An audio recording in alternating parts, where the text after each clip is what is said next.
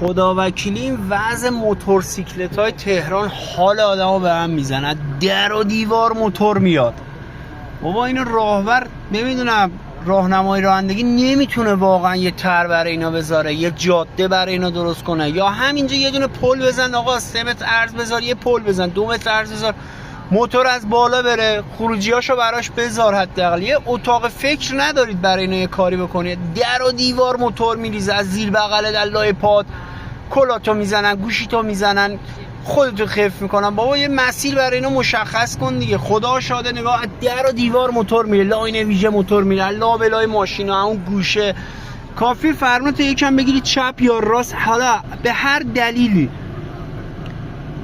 به خدا ولت نمیکنن. آقا یه تر بذار دیگه آقای راهنما رانندگی. این همه نفر داری، 100 نفر بیشتر استخدام کن، اینا رو جمع جور کن، وضعیتشون رو سامان بده. نگاه کن میپیچن میلولن، اصلا یه وضع خر تو خریه تو این تهران نمیدونید که.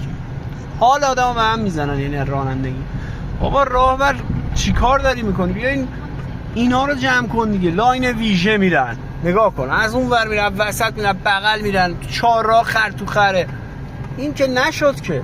یه قانون بذار داداش. این همه جریمه داری میکنی، یه دونه پل بذار همین وسط، به جای این دسته خری که این وسط گذاشتی یه پل بزن ببره تو ارتفاع 4-5 متری، موتور از اون بالا بره. چی میشه مگه؟